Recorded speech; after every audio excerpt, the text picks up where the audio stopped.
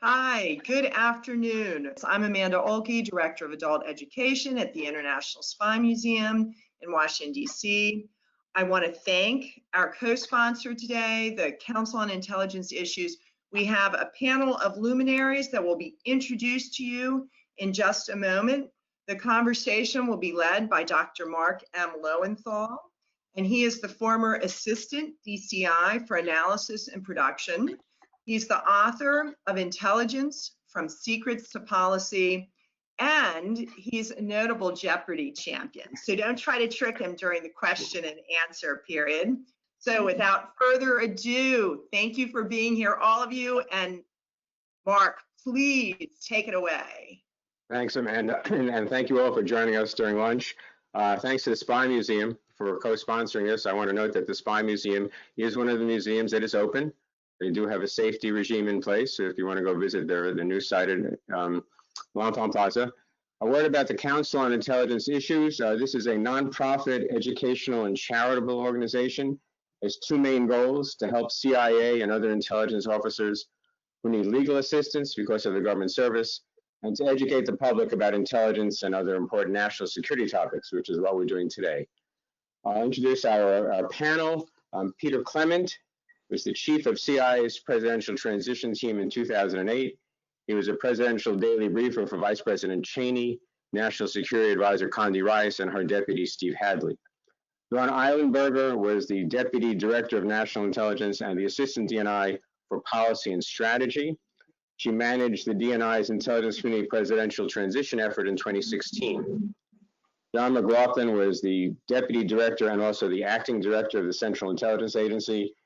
He provided briefings to candidates, president-elects, and to sitting and former presidents. And John Moseman was the Chief of Staff to the Director of Central Intelligence. He was also CIA's Director of Congressional Affairs, and he served as the Senior Advisor for the DNI's transition teams for the last 3 presidential elections. So we have a wealth of experience here. We also have a lot of our friends and former colleagues watching this, and we say hi to all of them. I'm just going to say hi to a couple in particular. If I don't name you, please don't be insulted. It's a long list. Jim Clapper, General James Clapper, the former DNI. General Mike Hayden, former Director of CIA and NSA. Diane Janicek, the current Commandant of the National Cryptologic School. John Gannon, who is the Chairman of the Council's Board. He was also the former Assistant DCI for Analysis and Production and Chairman of the National Intelligence Council. And Charlie Allen, who is a principal in the Chertoff Group, former Undersecretary for Intelligence and Analysis at DHS, and former Assistant DCI for Collection. So this is obviously a timely and sensitive topic. We are not getting into classified, obviously, in this, but we do want to discuss this very important issue about getting to know the president during elections. Most presidents don't know a lot about intelligence when they come into office, and why would they? If you look at the post-war history of presidents, 3 of them arguably knew something about intelligence when they took office. General Eisenhower, obviously, Richard Nixon, who had been 8 years vice president and went to all the NSC meetings when Dulles briefed, and George Bush the Elder, who was the DCI for about a year. But for all the other presidents, this is new. And this process began in 1952. Harry Truman decided not to run for another term, which he could have done, even under the 22nd Amendment. And he reflected on how little he knew about important issues when he succeeded Franklin Roosevelt in April 1945. He knew nothing about the Yalt Agreement. He knew nothing about the atomic bomb project. So he said to the to the DCI, General Beadle Smith, I want to give briefings to Governor Stevenson and General Eisenhower. In fact, he even offered to have them sit in a cabinet meeting, which only Stevenson accepted. And this began a process that's happened in every election since then of offering briefings to the candidates. So this is really our first chance in the intelligence community to get to meet somebody who's going to be the president. And as the saying goes, you only get to make a first impression once. And so this is a very important transaction, obviously, for both sides. So let's get into this and talk first of all about the pre-election briefings. John McLaughlin, who gets briefed? What gets briefed? What are the issues and topics? How does that happen? Well, thank you, Mark, and hello to all of our former colleagues and friends. Obviously, the candidate gets briefed, but usually the candidate wants someone else there too, and this is negotiated with the administration that's in office. In my personal experiences with this, briefing candidate Bush in 2000, he wanted to have Condi Rice and Paul Wolfowitz present, who were at that time his advisors. He also requested Josh Bolten, who was his domestic policy advisor, and the Clinton administration actually balked at that initially. We argued that Bolton should be there, and we won the argument. Our argument was based on two things. First, that Bolton was very close to Bush. We knew that, and Bush trusted him. And we thought, you know, a first meeting with a person who might be president, as Mark just said, you ought not to offend them by saying someone can't be there. And plus, we argued that foreign policy and domestic policy were increasingly linked. So it's negotiated with the sitting administration. In the case of John Kerry, whom I briefed in 2004, during that campaign, he wanted only his national security advisor, Rand Beers, to be there, and he was there, and also the number of briefings are negotiated. Kerry wanted multiple briefings, and as I recall, we did 2 with him. Bush took 1. Bush's was about 4 hours in Crawford, Texas. Kerry's was in 2 different places, Boston and Louisville, Kentucky, and each lasted about 3 hours, and they're both very thorough. What gets briefed? Again, that's negotiated up to a point. In Kerry's case, they told us, they gave us a list of what they wanted to cover, and we covered that list. In Bush's case, there was no list. We took a giant briefing book that covered every issue in the world, but I discovered after about 5 minutes, we weren't going to use that briefing book. We were just going to talk to him because he was very conversational. So there's a lot more that could be said about what gets briefed. I would stop there for now, though. One of the questions people, John Moseman, go ahead. One of the things that's interesting is not only who gets briefed, but who didn't get briefed.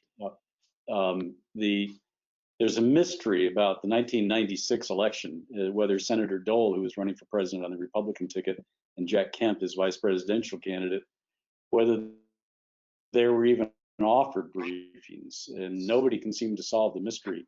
But that's the one instance where I know that there's doubt about whether they got briefed. The other thing I found interesting in John Helgerson's book, John's written a fabulous book called Getting to Know the President, which recounts a huge amount of history about this. But 2 candidates turned down briefings. One was Barry Goldwater in 1984. Goldwater thought that he was prepared for the campaign and didn't really need the briefings. And the other who turned it down, I found interesting, was Walter Mondale in 1988. When John Helgerson interviewed Mondale, and later Mondale sort of quipped saying, well, I really didn't think I was going to win, so I didn't really want to get the briefing anyway. So those are the 2 instances where I know that they turned them down. And there's also this issue about, whether we get into operations or not. The famous case of that is John Kennedy in 1960 was briefed on Cuba, and it was a question whether or not he was briefed on the planning for what became the Bay of Pigs, because during the debates with Nixon, he accused the Eisenhower administration of not doing enough. Nixon felt he couldn't respond and felt that Kennedy had set him up, and Nixon was convinced that the CIA had set him up. It's really not clear that Kennedy was briefed on the operation before the election. We know he was briefed after. But this, let's put it this way, Nixon was never fond of the CIA after that engagement. And so this really can have a lasting effect. Dawn, how does it get set up? How does this process get set up? I wanted to add to what John McLaughlin said. In recent years, we actually start by sending a memo. The DNI sends a memo to the White House that actually lists the topics that we would like to offer to the 2 campaigns after the convention, obviously, and that it sets the ground rules on things like we won't talk about covert action or operations. We will offer the same briefing to both sides. If they want to add topics, they can do that, but we will offer that topic to the other campaigns. So we've really tried to document, because of these experiences in the past where it's not clear. So the White House gets back to us, says, yeah, go forth. And at that point, the White House contacts the campaigns to get the point of contacts that we'll deal with. For instance, in 2016, it was Chris Christie for then candidate Trump. And then we reach out to the points of contact, offer them the list, ask which topics they'd like to be briefed on. start making all of the arrangements. The one interesting thing in 2016 is we actually asked if they would be willing to go to SCIFs in government facilities. It was actually quite easy because the FBI had SCIFs very close to where the two candidates were spending their time because of all of the publicity about security issues that had come out during that time. But normally we are very solicitous of the candidate. What's a good place for you to arrange a briefing? And we will make it work. If it's a governor and they want to do it in their office, we'll arrange to have the security suite. So really we try to make it easy for them because their schedules are so busy. Right. Absolutely. And how do we choose the briefers? I think that's varied over time as well. And in recent years, we've relied on the senior analysts at the DNI to decide who the briefers are, and it's varied over time. And Peter and John probably have a better idea that sometimes it's been very senior people, sometimes it's been that next level. That has been one thing that has varied over time. It's been different each time. When I briefed Kerry and Bush, with Bush, I took, in addition, I sort of had freedom to pick who I wanted to take, if anyone. I took a specialist on China, and I took a specialist on terrorism. And we were able to tell Bush during that briefing, we did tell him that terrorism would be a problem. Americans would die during his administration if he were to be elected. And when I briefed Kerry, I took the Deputy Director of the FBI, John Pistol, at the time, thinking that this was a time when a president-elect needed to be exposed to what we were learning about the domestic aspect of terrorism. Right. In 2004, we created the DNI, replacing the DCI. So how has that changed? How did that change the process, which used to be basically a CIA-centric process, and now obviously it's not. So how has that changed? I'll take a first stab at this. In the Cold War years, in the 50s and 60s, generally it was the DCI, the director of CIA, who went and actually did the briefing. It wasn't really until later, and I think it might even be in the 80s, but they started to send maybe a DDI, a Deputy Director of Intelligence, a senior person, but again, it was all controlled by CIA. When we got to 2008, that was a pivotal year for a lot of us in the intelligence community because it was the first year we had a DNI. And I recall at CIA, there was a certain amount of angst about the fact that somehow this was now being taken over by an alien entity, as it were. Remember, this was still relatively early on. I have many anecdotes, I won't do them here, but it was a very interesting time to be in CIA as this transition was occurring. It was my good fortune that there was a guy named John Moseman running the DNI office on this transition. And I took a cue from the DDI at the time, John Kringen. He had a lot of analysts who were worried about, we have lost the PDB. It's your job, John, to bring it back so we can manage and control it. And John said, you know, Congress passed a law. They said the new principal advisor on intelligence is the DNI. My job as the DDI is to make sure that we are the DNI's best friend. And there was a certain amount of shock in the audience of analysts. And I say this because I was working for John Kringen, and I thought, you know, John Moseman's a great guy anyway, but I'm going to make sure I really work closely with John because this transition is so important, and we need to send a message to the workforce. And I recall a meeting we had with McConnell about who were the briefers going to be in these sessions. I don't know, John, were you at this meeting? Yep. And it was fascinating. We all agreed Michael Morrell should be there at the time, the DDI, but then it was, well, who are the other actors at the table? And we were mindful of other agencies, gender, frankly. And it was a fascinating discussion to make sure that we really tried to reflect the reality of the community these days. John, any thoughts on that? John Moseman. Yeah, I mean, there was another reason why I think 2008 was an incredibly important time for candidate briefings and transition. It was the first election since 1952 where you had no incumbent running. So everybody knew there was going to be a wholesale change of government no matter who won. So it was not just on the candidate briefing side that things became complicated because we had to deal with two campaigns.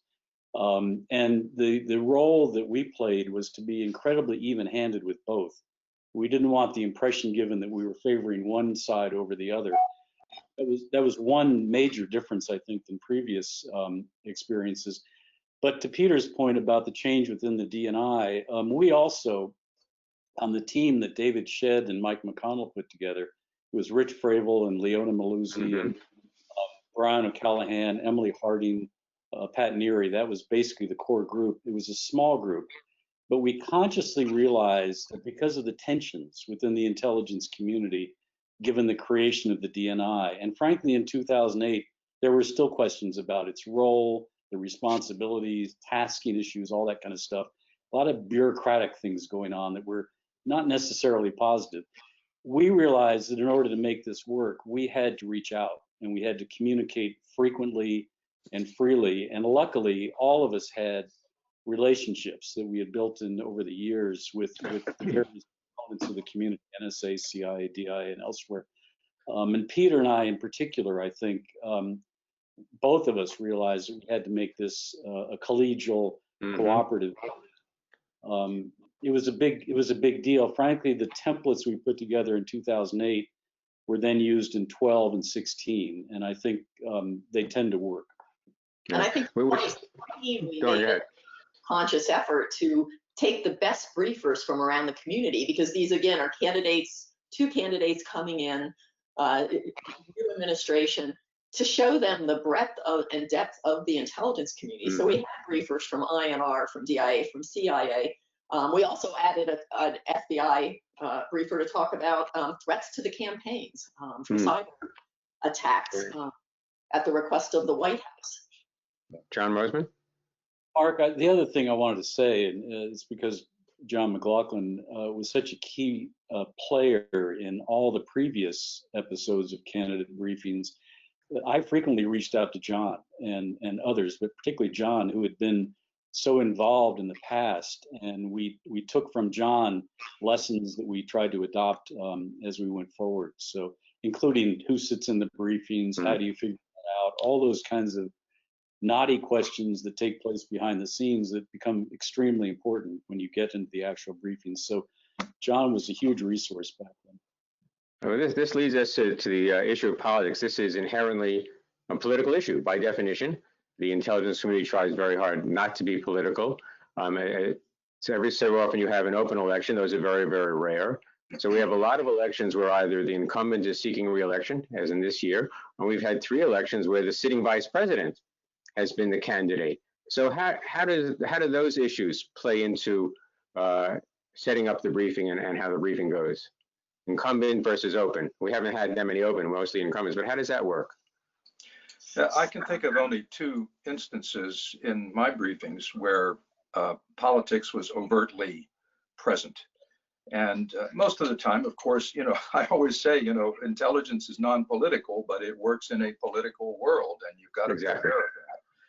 So when I briefed candidate Bush, it wasn't political. He put no pressure on us or anything like that, but he would frequently say, well, when I'm president, this is what we're going to do, enunciating an intended policy, particularly, just leave it at that for now.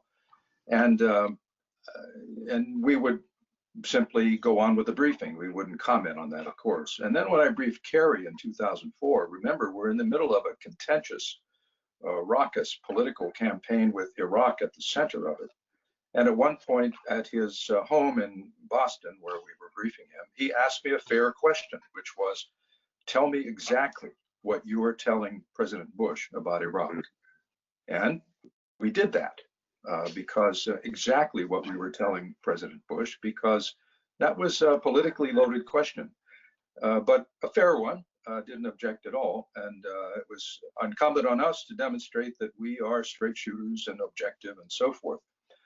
I have never had the sense in the briefings I've done that someone took the information we did and used it somehow in a political way.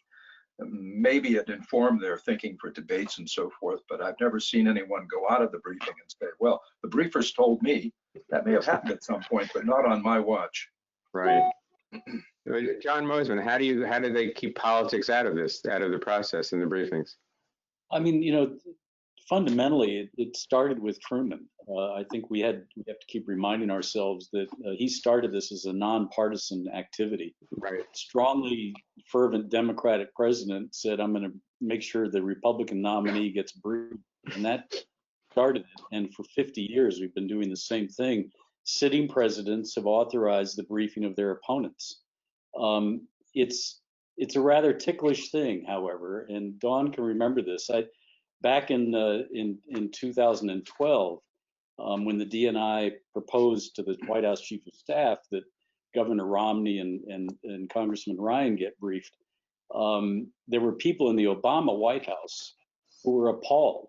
They thought, why in the world would we brief our opponents? What's this all about? And there was a major kerfluffle. It lasted about a half a day until we finally got together a memorandum, sent it back to the White House and said, this is the tradition, this is the history. And by the way, these are the people in the Obama campaign that got briefed in 2008.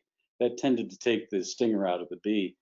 But every White House, I'm sure it happened in this year, it'll happen for the next incumbent election. They're going to say, why in the world would you do this?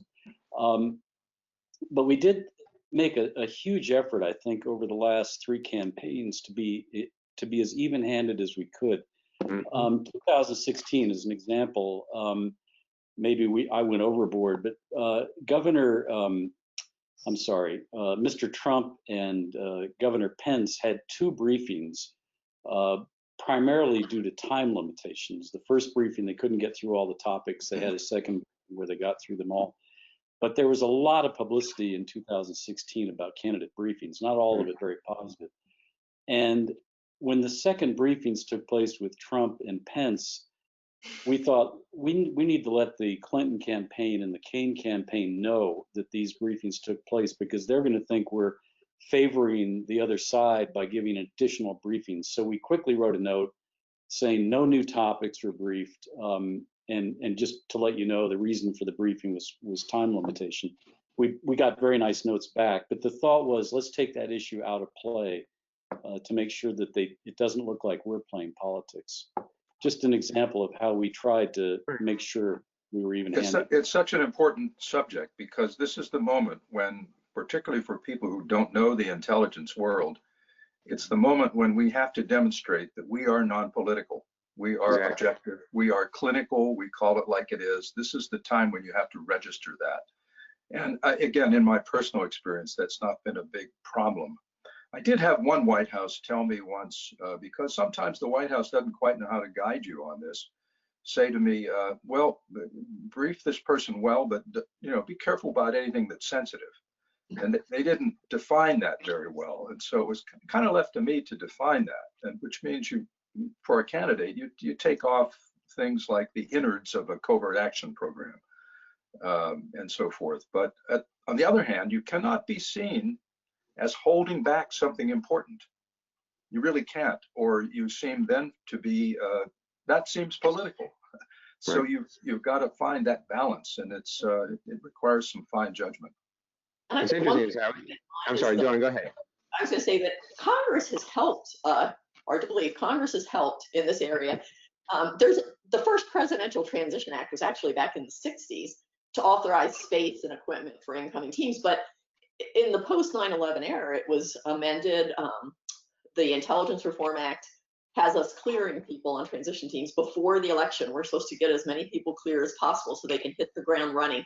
It set up a structure, and then in 2016 or 2015, Congress amended it to incorporate the best practices of the Bush-Obama transition, having a transition council in the White House, a career transition manager who puts out monthly reports. And I think in a year like this, when the incumbent is running, which is always sensitive, it's helpful to the government as a whole and to us in doing transition activities that, hey, legally, we have to be preparing for a transition. So I think that, although I did notice, I read the last transition report, and the DNI does call its transition activities contingent transition planning.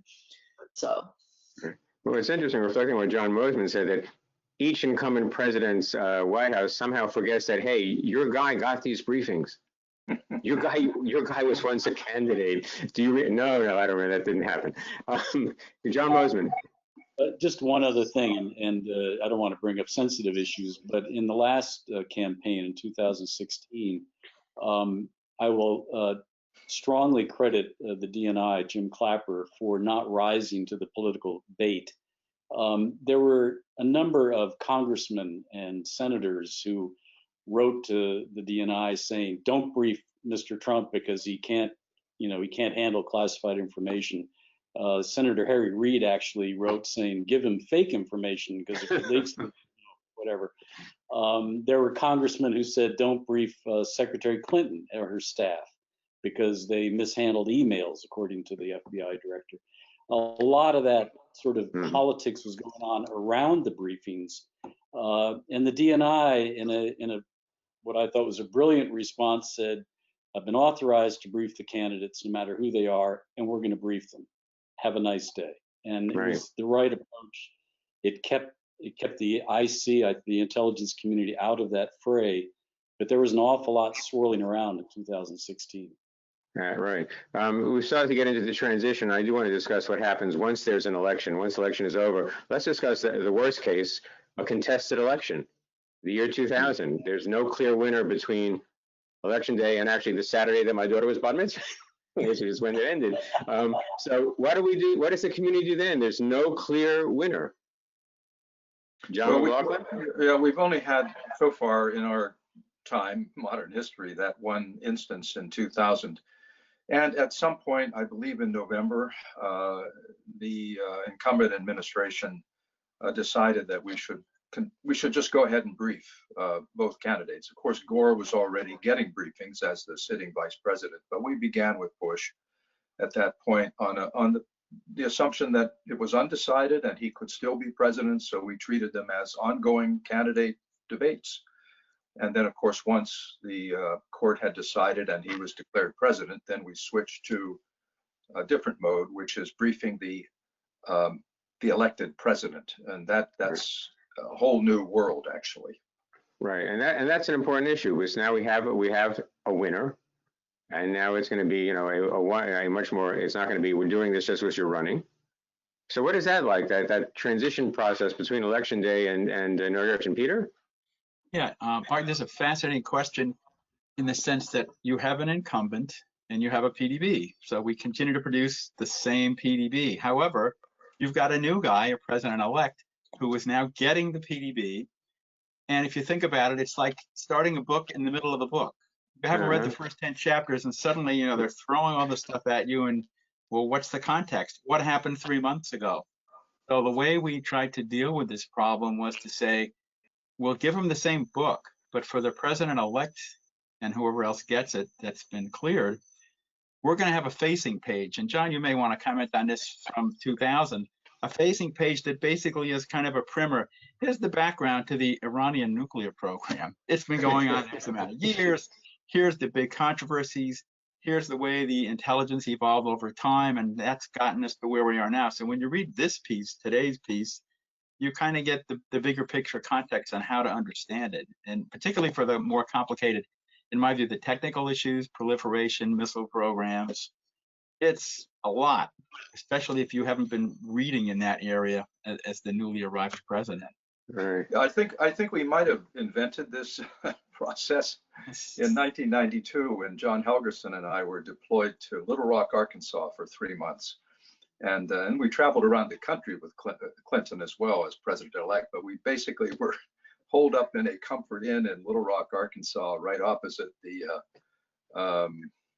some fast food restaurant which we lived in for all those years, months, and we realized pretty quickly that what President Bush was getting as a PDB was not very meaningful to President-elect Clinton, who had a whole different he had an additional set of interests, particularly focused on Middle East and so forth, and didn't have them. So we began writing essentially a separate PDB for President-elect Clinton, just a page or two that was key to things he had asked us during the briefings that were not appearing in President Bush's book because, Bush had been president for 4 years at that point. And that worked pretty effectively. I'll tell you about one awkward moment that occurred, which was in 1992, perhaps, that President, whenever we were there, President Bush had sent a large number of American troops into Somalia. In December of 92. 92, right, in response to the humanitarian crisis there. As I recall, maybe 20,000 troops. And no one told me. And because it was done rather secretly and quickly, and Clinton was out for a run that morning, as he did every morning. And he came back and just ripped me a new one because the press was all over him when he got back from his run. He'd usually take a few moments with the press. They were asking him about this. He came in, it's the only time in the 3 months where he was really the most gracious host and appreciative. The only time he got angry was that we hadn't told him about this in advance. So I had to jump on the phone right away and remind people that we are down here, you know, in Little Rock, Arkansas, with the arriving president. You need to keep us up on stuff, no matter how secret and difficult it is. You got it. So we straightened it out, and he was appreciative. We could fill him in on all the details within an hour or so. But that happens. That happens. John, you also once had trouble getting in to see President-elect Clinton. You want to talk about that? Yeah, that's really one of the funniest and weirdest things that happened that people would not believe would ever happen. I was to brief him on Inauguration Day, and he was staying at Blair House. And so my car dropped me off outside the police lines, and I went up to the police lines and showed them my credentials. And I said, I'm the briefer for the CIA. I have to go see the president-elect. To which the police said, yeah, right, buddy. They found that absolutely unbelievable. And I had to really, really lean on them about that and, you know, practically show them the PDB to get through. Eventually I got through, got into Blair House, and Clinton was upstairs at that point. He wasn't visible. All of his advisors, Sandy Berger and Tony Lake and others, were Nancy Soderberg, were all gathered around because, you know, this was Inauguration Day. And I said, where is the president-elect? I have a briefing for him. And they all told me, no, he doesn't have time for you today. That's just not on. Okay, so it's that moment when the team is starting to circle around the president-elect. So I went over and stood in the corner. He came down the steps, and I believe, given who I saw going up the steps, I think Brent Scowcroft was giving him the nuclear codes at that point, or briefing him on that. He came down the steps dressed for church, and he looked over and saw me, and he ran right. It was very satisfying. He came right over to see me, and he said, do you have anything for me today? Which made me feel really good.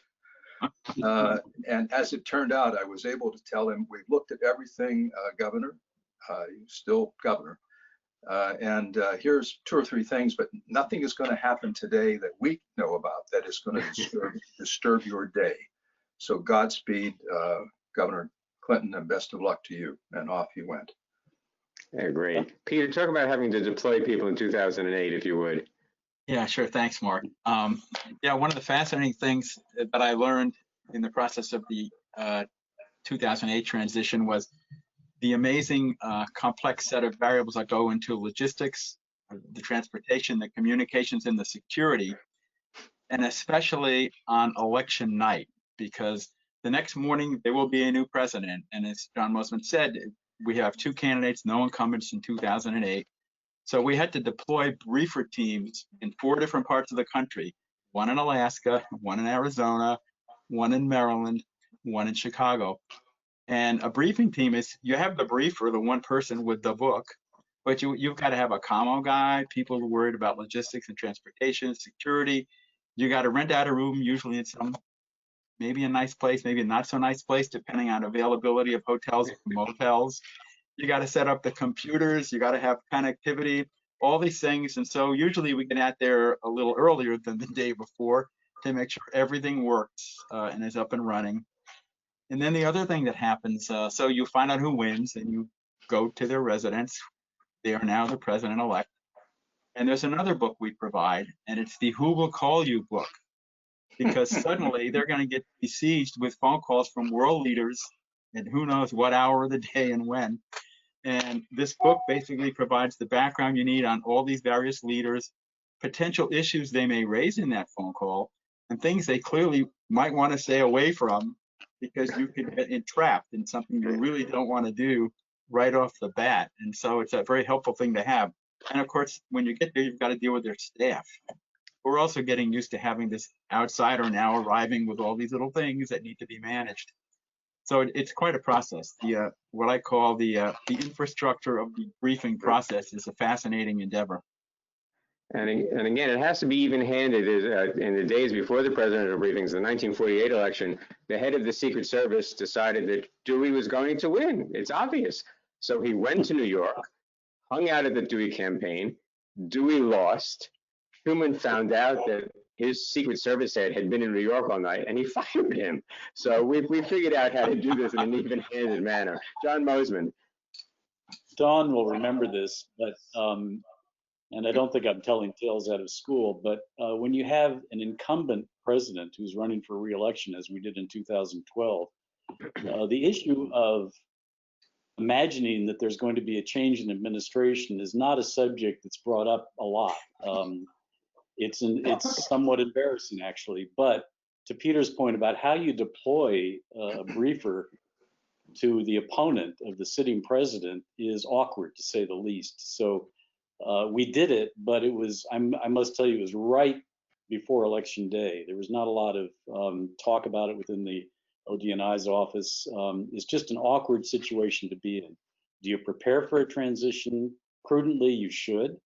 But if word gets out that you're expecting a change in administration, you look political. You look like you're favoring the opponent. So again, and I think that's why the new law, which actually requires agency to have briefings prepared by Election Day, but it requires a report that is put out periodically on where you are on doing the status. I think in many ways, Congress, recognizing the awkwardness, has actually put in place a system that forces agencies to be able to do that and do it fairly openly, because they have to report on it in terms of what it is you need to prepare. So if a new team comes in, there's briefing materials, they have clearances. So in many ways, I think it's a little easier this year than perhaps it was in the past, because you're legally required to do these activities. Right.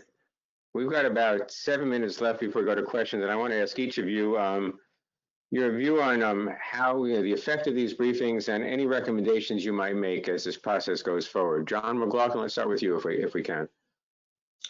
Well, judging the effectiveness of them is difficult, but I would say if you didn't do them, the country would be in some danger of a candidate arriving unprepared, and also the candidate would be in some danger of saying something during the campaign that was very much at odds with the reality that we can convey. So I think they have considerable impact, and I make that judgment based on the fact that the candidates, in my experience, spend a lot of time with you. This is important to them. And in Bush's case, it was like 4 hours of intense conversation. In Kerry's case, it was 2 to 3 hours on 2 separate occasions that I recall, and there may be a third occasion that I'm not recalling. And so they take a lot away from it, and it is sort of their first grappling with what the government has to tell them about foreign affairs. In terms of how I would change it, I don't think I would make major changes, because ultimately I wouldn't legislate beyond what Don has described. I think that's a good thing. But I think there is merit in inevitably the sitting administration is going to set the rules for this. So I think the main thing you need to do is be clear with the sitting administration at some point when the campaign begins that this is an issue that's arising, or before the campaign, maybe at the time of the conventions. Start sorting that out with them, because sometimes it's a lot for them to swallow. Great. Dawn, what about you? Thank you, John. I would agree with John on that. I think that the process works fairly well, and I do think it's important. You could comment on, with all the open source information out there, how necessary is the content of these briefings, but the ability to show a potentially incoming president what the intelligence community offers that we're non-political. I think that's absolutely critical, because we are sort of a hidden part of the government, and I think it is very important to start right off with that candidate to really showcase that. And so I think that's probably the most important piece of it, is to show that we are there to support the president. We are not political. We are not partisan. And this is the type of support you get. And it's a steep learning curve for some folks who have no experience Right. in the area. And so being able to start before the election is invaluable. All right, Peter. Thank you, John. Peter. 2 points. One, based on my experience in 08, the thing I loved about it and my takeaway was I was amazed at the collegiality and professional behavior of all the entities, and the people I work with on logistics and security, they had to deal with the Secret Service, the FBI, all the different agencies and elements of the community. And what I liked about it was everybody said, we got a mission, we got to get the job done. This is not about politics, and we need to be as adept and flexible as possible. And we had a couple of cases where we found out about a candidate briefing the night before or 2 days before, and suddenly we're trying to get a hotel room in New York City the week of the UNGA. Try to get a hotel room. It was almost impossible, but fortunately we had the right people in the right place who got us something, and we had to have a couple of rooms and commo. Second, final point is not directly about the campaign and the immediate aftermath after the election, but I'm a big advocate for having Intel 101 transition training for all the members of the national security team who are incoming, especially if they've been out of power for 4 years or even 8 years. I'm always amazed at how much people do not know or understand about intelligence, how the community works, how do we all interact, and who does what. So having, even if it's a day, training a full time for all incoming new people who need to be cleared, of course, but just give them the basics about who we are, what we do, how we provide it, how we can be helpful would be a big plus. Great. John Moseman, IC 101 sounds like a good idea. Right. A couple of points. One measure of the impact of briefings is whether candidates ask for more briefings. And Right. an example in 2008, Peter's example of being told at the last minute that somebody wants a briefing, I think it was Friday afternoon at 4 o'clock before Labor Day, that the Dennis McDonough called up and said, can you guys do a briefing for Senator Obama on Monday? And we said, of course we can. So, you know, the DNI got the team pulled together. They went to Chicago. About 60 minutes of it was on terrorism, which is what the candidate wanted. About 30 minutes was on other topics. But after that briefing, the senator said, this was so good, I want an entire day set aside before the election to have another briefing. And the staff called us and we said, well, that'll never happen, but I'm glad he enjoyed it never did happen. But Paul Ryan, for example, had 4 briefings in 2012, which actually broke a record. So I think that's a bit of a measure of how successful they've been. Let me just talk a little bit about the transition period too, Sure. in terms of briefing. The best transition I've ever observed or been associated with was in 2008, the Bush to Obama transition. And one of the hallmarks of that was the Obama transition team called right after the election and said they would like a series of national security briefings given at the secure facility downtown on a variety of topics. And through the National Intelligence Council, NCIA, and the other elements of the community, about 24 to 25 briefings were put together on the world on a variety of topics, whether it was terrorism or problems in the Middle East or Africa, whatever. And very senior briefers went down over a period of weeks to provide the incoming national security team the current thinking of the intelligence community. That to me was the hallmark and the gold standard of what should happen during a transition period, mm-hmm. where you bring and President Bush considered that to be a wartime transition. He wanted them to be able to work from day one on the most serious national security issues. Right. So that was a huge effort. It was, I think, well done. And I think the important issue in how active we are in that transition period is how quickly the president identifies his key national security players. Right. So that we prepare the briefings, they're ready to go. And the question is how quickly you get the names, and even the folks who are authorized the PDB during transition, the incoming Secretary of State, Defense, as they're named, That's been a little harder to arrange because they're getting the data dump from the department that they are going to be leading. But even the ability to periodically meet with them and provide the PDB is a big help. Right. Thank you all. I'm going to we're going to go to questions from the audience. I thank you all. That was a wonderful conversation. We're going to take questions. Amanda, hi there. Hi, we have a lot of questions. There's no way we're going to get to all of them, but we have done our best to sort through them. George Jameson with the Council of Intelligence Issues has been flagging them like crazy. Interesting one to start. Do third parties or credible independent candidates thinking Perot in 92, do they have the option of being briefed? Well, I actually know the answer to this one. In 1980, John Anderson was running as a third-party candidate. Reagan was being briefed. Carter obviously was the president, so he was getting his briefing. And Stansfield Turner, the DCI, decided, you know, somebody should brief John Anderson. So he called Big Brzezinski in the White House. Brzezinski is sure fine. And Turner had John Anderson come out to the CIA headquarters, into Turner's office, and he briefed him for an hour. Now, I don't know about Perot, if he was briefed or not, but certainly in the case of 1980, a credible third-party candidate was briefed.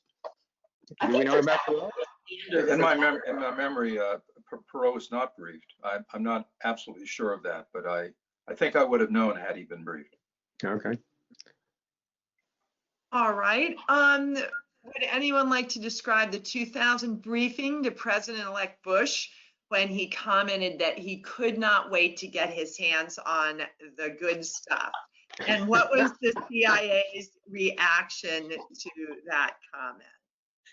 Yeah, I recall that, and it was our briefer Winston Wiley who received that comment, as I recall. And what the president-elect was saying, we think, is that typically in these briefings, we're not going into operational detail. That is what our officers are doing every day around the world, recruiting agents, gathering material, working on covert action programs. And we pretty quickly figured out that's what he was interested in, spy stuff. And we began adding that to the briefing. And that sort of was the mode of his briefing through his presidency. He changed the process a bit. I briefed him many times as president, and instead of a thin book with 10 to 12 articles in it, he got a loose leaf binder that included finished intelligence, that is analysis at a very strategic level. But he also got intercepts, agent reports, and other things that typically in the past presidents have not been interested in or wanted to do or had time to do. But he was very attentive to those things, and that's what he wanted. And well, he was the president, so that's what he got. John Moseman. I think Winston also came up with a phrase with President-elect Bush that the PDB was not a book, it was an event. He was very interactive. Yeah. There's one other little anecdote. I remember I took it as a measure of success that with President Clinton, he was so interested in the subject that we would be in there for a long period of time, President-elect Clinton, to the point where his staff came to me at some point and said, look, you're out of there in 20 minutes or this is over. Because people were, cabinet nominees were stacking up outside. People like Madeleine Albright and others stacking up outside while we were in there talking about Romania or something.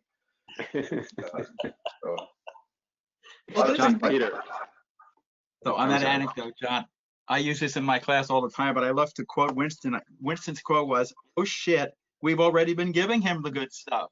It was like I remember this meeting. He came back and like the whole directorate shook. Like, oh my God, we'll have to reinvent kind of a different book.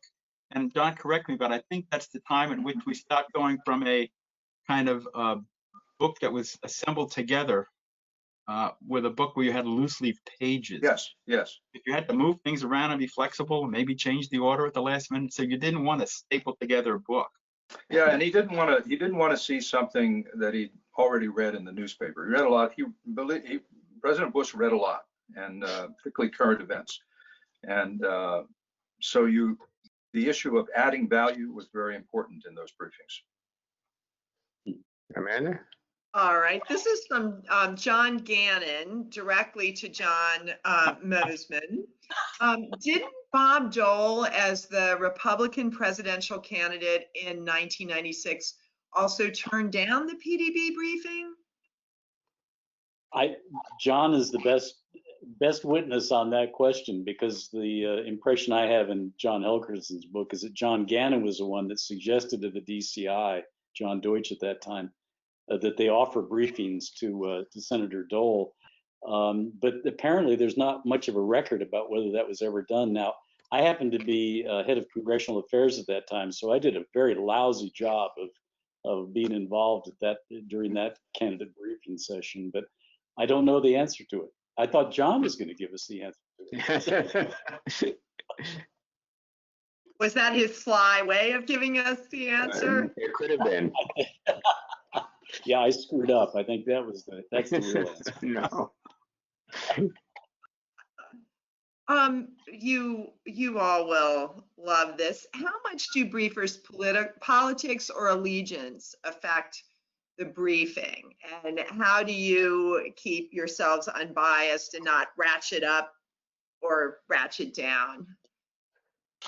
You know, my answer on that is one, I teach graduate students now, and I tell them, if you're in the intelligence world, let me quote a famous thing that F. Scott Fitzgerald once said, which is the true mark of intelligence is the ability to hold two ideas, contrasting ones, in your mind while retaining the ability to function. Well, that's what you have to do. You know, you really, in the intelligence world, it's incumbent on everyone to compartment whatever their personal views are. Now, it sounds to many people like that's impossible, but frankly, that's one of the requirements.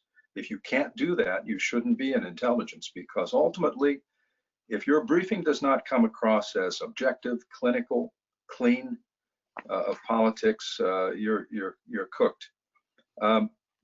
It's hard, and sometimes people slip up, but for the most part, that would be my answer. You just can't let it happen. Right. And we train people. It's a matter of personal discipline. Right. No, it is. And we train people. My students also, I also teach in grad school. I teach at Hopkins and a school in Paris. And they don't believe me when I just discussed this with them the other day. They don't believe me that you can do this, but you learn to do it, or you realize you're going to, first of all, it's going to be bad for your career, but you're going to imperil the system. Peter, what did you want to add to that? Yeah, it's actually building on that point, Mark. In my experience, I literally did not know the politics of my closest friends at the agency. And exactly. To my surprise, a few weeks ago, I learned one of my closest friends voted for a certain party, and I had no idea. I was shocked.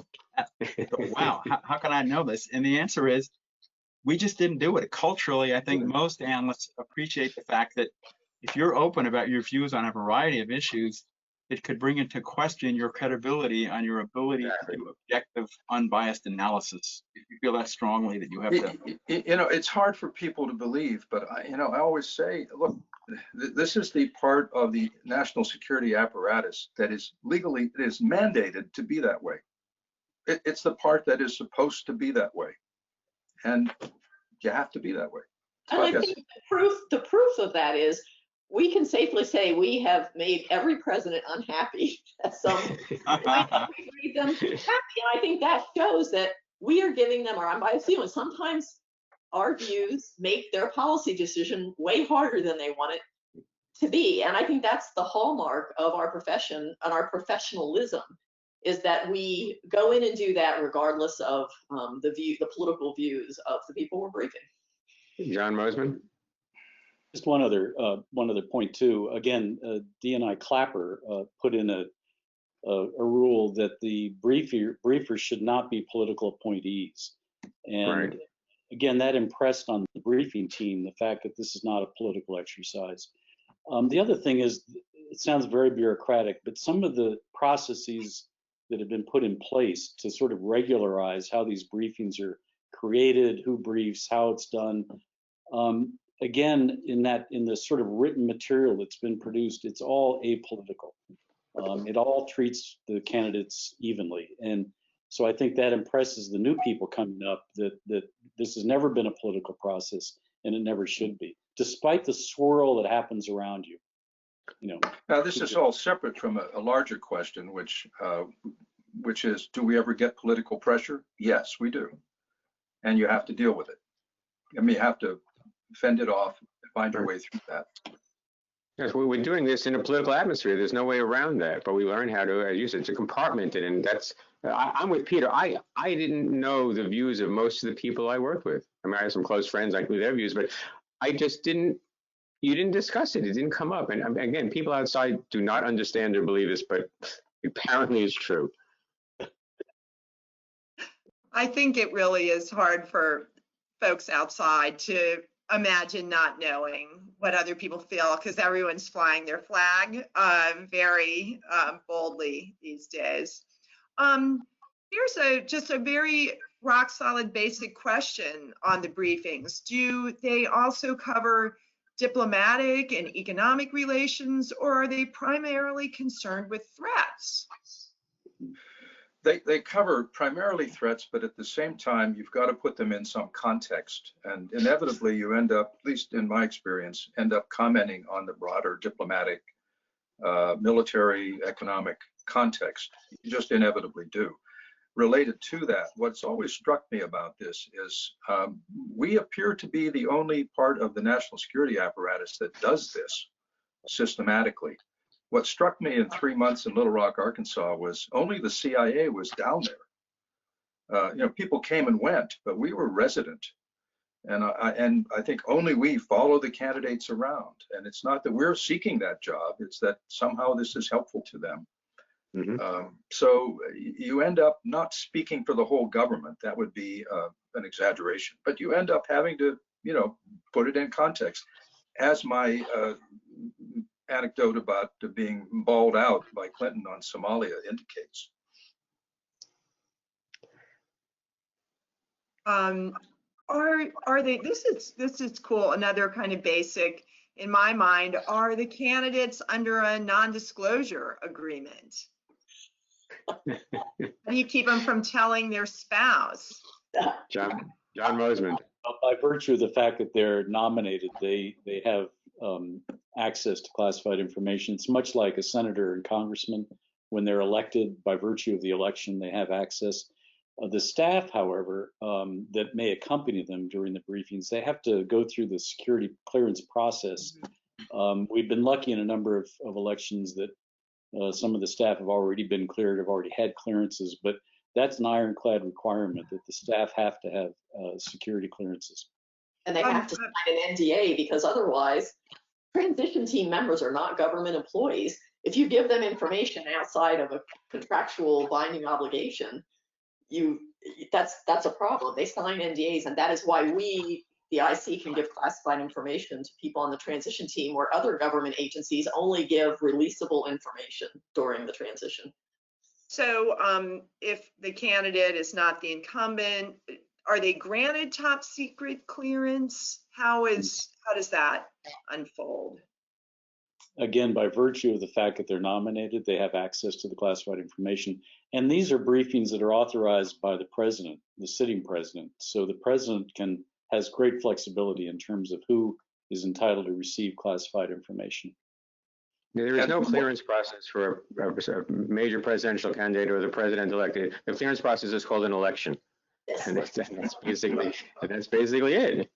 The people of the United States grant the clearance. Right, exactly. And then, as John Moseman said, the same is true for members of Congress. They all get a plain vanilla secret clearance, the top secret clearance, but after that there are compartments. But again, they get a clearance because they got elected. They needed to do their constitutional function. So is Biden already being briefed? Dawn? Well, CBS and NBC reported that he was briefed on September 16th, I believe. So I'm happy to say there has been very little press interest this year in what the intelligence community is doing, which is the way it should be. And who makes the ultimate decision of what goes into the brief? Who briefs the briefer? Well, everyone is prepared differently. When I used to do this, I would have people briefing me for a couple of weeks or whatever time I had, and preparing papers and then absorbing them. The one thing you can't do as the briefer is you can't go in and be reading from a script. You can't go in and be tied to your talking points. You've got to be ready to go wherever the candidate goes. And if you can't, then you better take someone with you who you know has depth on that issue, which is why I took, for example, the FBI deputy director to brief Kerry, or why I took one of our top China analyst when I briefed Bush, because you can't, arrogate to yourself some expertise you don't have. But you better be smart about everything else that you're not supported on. John Moseman. And you can always, of course, you can always say, I don't know the answer to that. I'll get it to you, and you get it to their staff member who's there, and that works just fine. In the last 3 elections, the process has been for the senior analysts within the community, led by the DNI's office, to establish a list of topics, and they do that by circulating ideas within the intelligence community.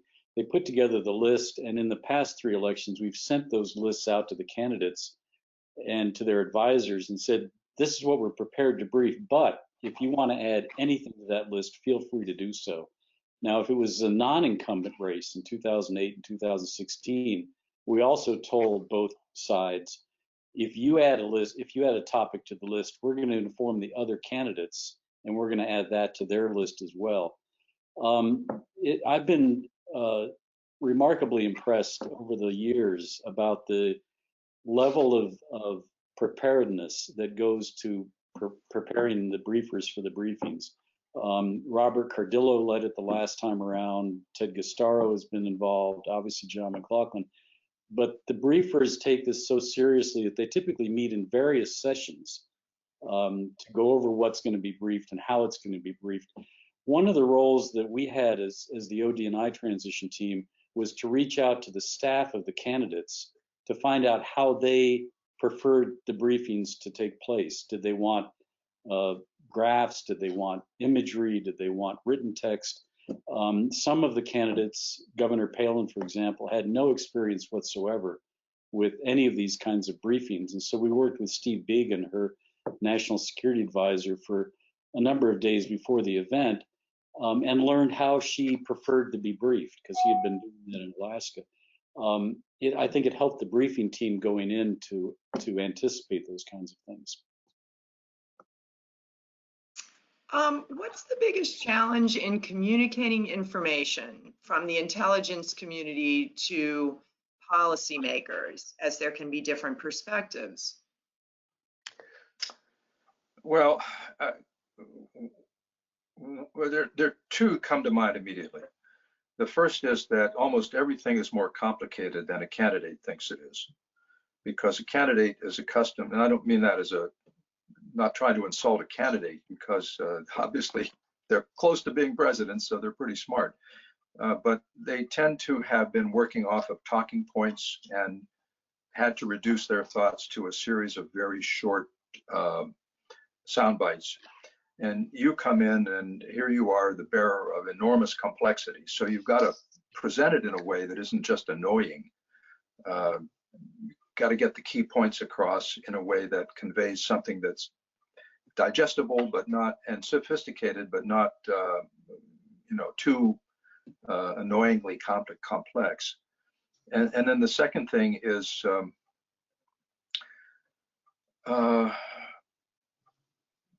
when there are differences that exist in the intelligence community, it's good for you to bring those out. That is, someone asks you a question and there are 2 strong conflicting points of view amongst your colleagues. It's important to tell the president-elect or the candidate, here's a view that I would present that I think is reasonable, but there is another view which also can be sustained, and it is this. Once again, you're introducing a measure of complexity into something. You never hear that in a presidential debate.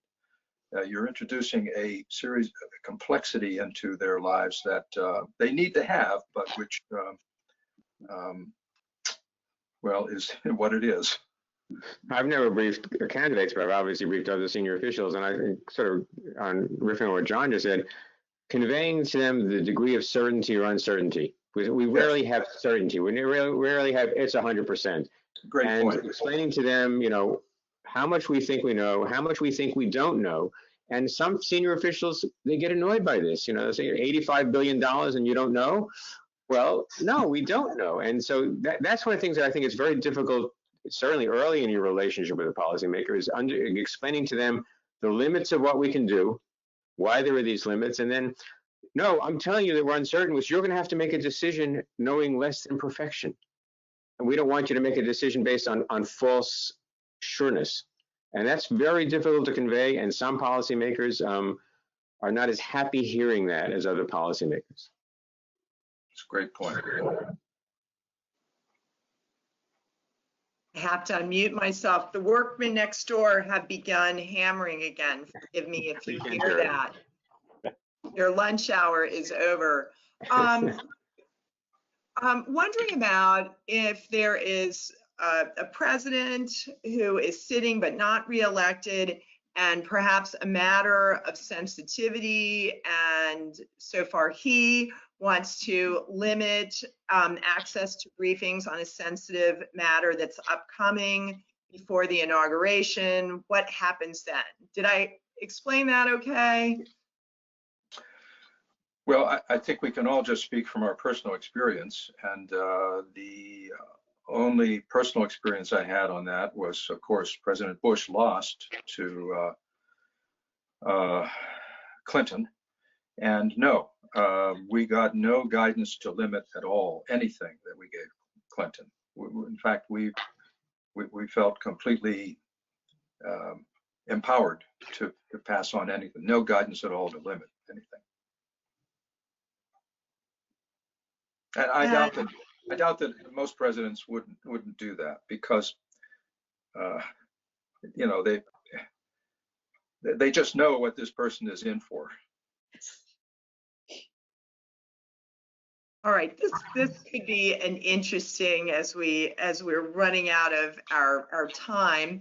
How much are these briefings a sales opportunity? I'm just going to leave it at that. There's a lot more in the question, but John Moseman and then Dawn. It's an educational opportunity than a sales opportunity. We really want to take the opportunity to educate the candidates on what it is we do and what we can provide, and to educate ourselves on how they take information and what their interests are and how we can better serve them. But I think our professionalism as briefers really makes it more of an educational experience than a sales experience. John Moseman? Only thing I would add, Dawn's completely right. The only thing I would add is I can recall a number of times in the campaign phase of all of this where people in the intelligence community came in and said, well, we'd love to have somebody brief the description of the intelligence community and this new imagery agency that was just created, and sort of how the sausage is made. And I, for one, said that's not what they want to hear. They don't care at all about that until after they get elected, and even then they probably don't care much about it. But so the sales pitch in terms of does the community work well? Is it producing good stuff? All of that is left for after the election, in my view. Yeah, I don't see it as a sales opportunity, but you sure don't want to screw up. and by that I mean you don't want to appear A, like you don't know anything, B, like you can't string a sentence together and brief someone, C, like you can't reach back into a large $85 billion structure and get an answer. And I think the thing that would make it a no sale, okay, let me put it that way. The thing that would make it no sale is if they caught a whiff of politics in what you were telling them. A whiff, that's all it takes. And, no sale. So, you don't want to screw up, but you're not there to sell yourself. You're there to convey as accurately as you can what we can do, what we can't do, and the range and difficulty and complexity of the issues they're going to face. That's really it.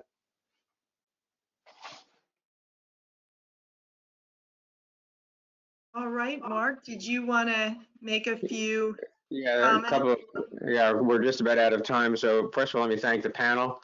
Folks, that was a wonderful conversation. I think we really shared some useful information with our audience. Thanks to the audience for sharing lunch with us. Thanks to the Spy Museum for co-hosting. A brief word about the Council on Intelligence Issues. We are a nonprofit 501c3, so contributions are tax deductible. And if you go to our website, intelligenceissues.com, you can see what it is that we do and get other information. A little advertisement, this coming January, the Council on Intelligence Issues and the Spy Museum will be putting together another session. This is on Adolf Tolkachev, who's popularly known as the billion-dollar spy, whose espionage for the United States saved us billions of dollars in research and development. And that'll be at some point in January. One of the participants will be a U.S. intelligence officer who was involved in this case. So stay tuned for the date and time on that one. I'm sure Amanda will be putting things out. And thank you all. Everyone stay safe. Thanks very much. All right, I want to say thank you from the Spy Museum and thank you to the Council on Intelligence Issues. Please check our website at the Spy Museum for all sorts of upcoming programs, including the one on Tolkachev and a really great one we have coming up on October 26th that has a really great panel of women speaking about their experiences in the IC. So please check the website and also do consider a donation to us. We have a wonderful anonymous donor matching any donations between now and the end of the year. So thanks everyone. Thanks for partnering. And you guys, somebody asked for you to share a humorous anecdote, but you all did throughout the program. So thanks everyone. Stay safe, be well.